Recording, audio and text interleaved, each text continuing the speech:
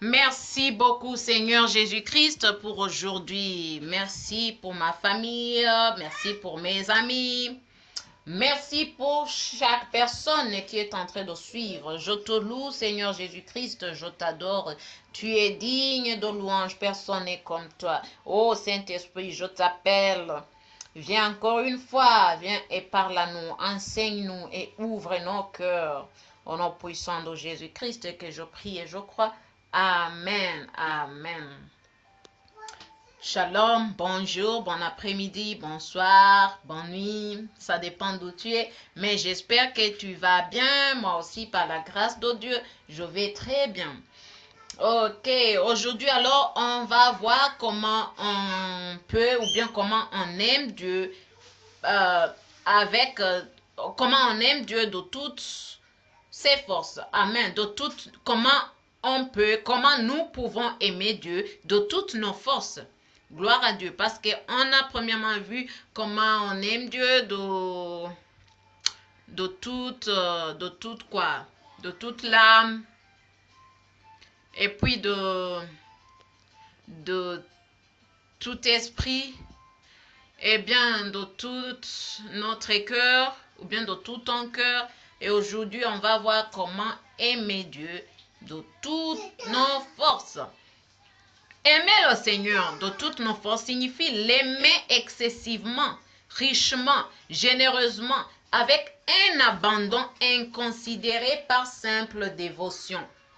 Si nous tombons, donc spirituellement, tu vois, nous devons nous relever et continuer à avancer. Il ne faut pas que nous tombons et puis nous restons là-bas ou bien nous soyons découragés. Non, non, non, non, non, non.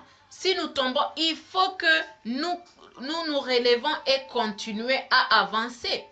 Gloire à Dieu. Nous devons l'aimer de toutes nos forces, avec nos ressources, nos capacités et notre temps. Nous devons l'aimer pleinement avec ce que nous trouvons nos mains pour faire, nos yeux pour voir, nos oreilles pour entendre, nos pieds pour marcher et nos bouches pour parler.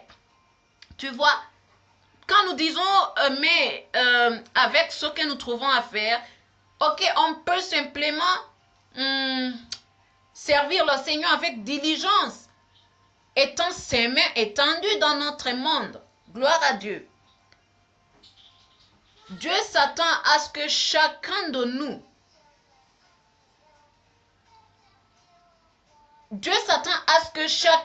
mûrisse dans tous ces domaines. Gloire à Dieu. Mais il sait aussi, quand je dis dans tous ces domaines, parce que tu vois, on a vu le cœur, l'âme, l'esprit et la force.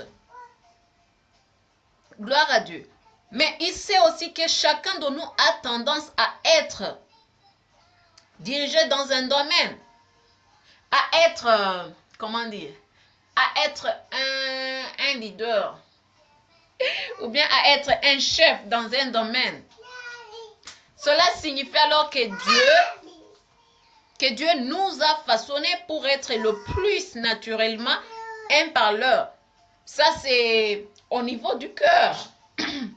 Excusez-moi. Un palpeur au niveau de l'âme. Un penseur au niveau de l'esprit. Et un acteur au niveau de force. Amen. La Bible dit quoi? La Bible dit que nous devrions être les... comment dire? Pas les acteurs, mais les pratiquer, tu vois, que nous devons pratiquer la parole et non seulement entendre. Donc, les faiseurs de la parole, ou bien ceux qui pratiquent la parole, aiment Dieu avec leur force. Ce sont des militants énergétiques, les accomplisseurs, les travailleurs. Ils font avancer les choses et font bouger les choses de manière pratique. On peut aussi se demander, mais alors, quel est le but des faiseurs dans le monde? Ou bien, quel est le but des gens qui pratiquent dans le monde? Les faiseurs sont ici parce que le monde a besoin de contributions. Et les faiseurs peuvent faire le travail, tu vois. Ils ont de l'initiative, de l'énergie, de l'action et une volonté de réussir. Dans un sens pratique, ils servaient souvent de mains et de pieds de Jésus dans le monde. Gloire à Dieu. Mais nous avons tous des défauts et pour les faiseurs, c'est du surménage. Les faiseurs travaillent toujours. Le matin, l'après-midi, le soir, la nuit, tu vois. Ils ont du mal à arrêter de penser ou de ressentir. Ils sont toujours occupés. Donc, on peut dire simplement que si tu veux aimer Dieu si tu veux aimer Dieu de toutes tes forces, tu dois comment dire, tu dois utiliser ta force, tu vois, dans les choses divines. Il ne faut pas que tu utilises ton corps, bien que tu utilises ta force dans des choses qui te détruisent. Non. Il faut que ce que tu fais, tu le fais pour la gloire de Dieu. Tu le fais pour le... comment dire? Tu le fais pour le royaume de Dieu. Je ne sais pas si tu comprends ce que je veux dire. Donc, il faut être sûr que tu fais tout pour satisfaire Dieu. Tu utilises ton corps, tu utilises ton argent, tu utilises tes ressources, tu vois. Ce que tu fais, juste sois sûr que tu fais tout pour satisfaire Dieu. Ok, tu fais tout pour le royaume de Dieu. Tu fais tout pour glorifier le Seigneur. Gloire à Dieu. Donc, en résumé, si j'essaie de résumer tout le point ou bien le commandement là que Jésus-Christ nous a donné, parce que il faut se souvenir qu'il nous a dit que le premier commandement, c'est d'aimer Dieu d'aimer Dieu de tout notre cœur, âme, esprit et force. Donc, aimer Dieu de tout ton cœur, c'est l'aimer avec l'honnêteté, comme quelqu'un aime son conjoint de tout son cœur. Même lorsque tu ne comprends pas les voies du Seigneur, tu peux l'aimer avec un cœur qui dit « Oui, je te suivrai et je te ferai confiance. » Même lorsque tu te sens désemparé, tu vois, perdu, amer, tu peux l'aimer en disant « Je suis à mon bien-aimé et mon bien-aimé est à moi. » Il fait paître son troupeau parmi les lits. On peut trouver ça dans les cantiques des cantiques, oui, dans les chants de Salomon, 6, verset 3. Gloire à Dieu. Et puis, aimer Dieu de toute ton âme, c'est l'aimer en désirant être en sa présence, s'attacher à lui. Excusez-moi.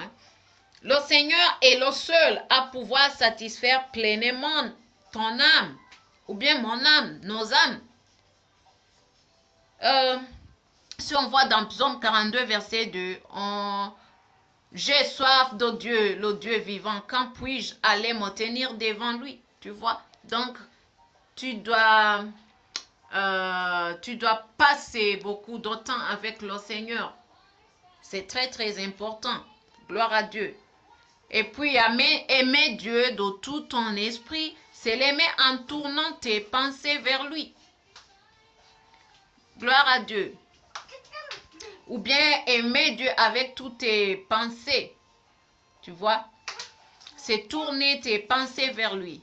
Lorsque tes pensées sont remplies de toutes sortes de pensées coupables ou négatives, Dieu te donne la force, ou bien Dieu me donne la force de les diriger vers lui et sa bonté. Je reste éveillé en pensant à toi, méditant sur toi toute la nuit. On trouve ça en Psaume 63, verset 6. Donc, il faut être sûr que ce que tu penses, c'est Dieu qui est en priorité. C'est Dieu que tu penses avant toute chose. Gloire à Dieu. Et puis, aimer Dieu de toutes tes forces, c'est aussi l'aimer avec persévérance. Quand la fatigue s'insinue dans ton quotidien, tu vois, dans tout ce que tu fais tous les jours, quand tu te lasses de ton amour, Dieu vient, te rappelle que lui seul t'aime d'un amour implacable. Gloire à Jésus-Christ. Donc, ça, on vient de terminer le premier point ou bien le premier commandement, le premier important parce que Jésus-Christ a dit que c'est ça le plus important. Aimer le Seigneur ton Dieu de toute ton âme, de toutes tes pensées, de tout ton cœur et de toutes tes forces. Gloire à Dieu. Ok, avec la grâce de Dieu, on va continuer avec le second commandement, je pense demain ou après-demain. Oui, et je pense que tu es béni. Mais si toujours il y a quelque chose que tu ne comprends pas bien, je te l'ai dit, il faut que tu demandes au Saint-Esprit quand tu pries. Demande-lui de t'aider, demande-lui de t'enseigner parce que c'est ça qu'il fait, c'est son travail. Il nous enseigne, ok? Il nous dirige, il nous montre. Alors, je te laisse à demain, mais je t'aime. Oui, je t'aime, mais souviens-toi que, Dieu t'aime beaucoup plus, hein? Oui, il t'aime beaucoup plus. Merci beaucoup Seigneur Jésus-Christ, merci beaucoup Saint-Esprit, bénis chaque personne qui est en train de suivre, bénis aussi leur famille, préserve-les, protège-les, oui, et continue à les enseigner et à les montrer le chemin. Au nom puissant de Jésus-Christ que je prie, Amen. Demain, au revoir.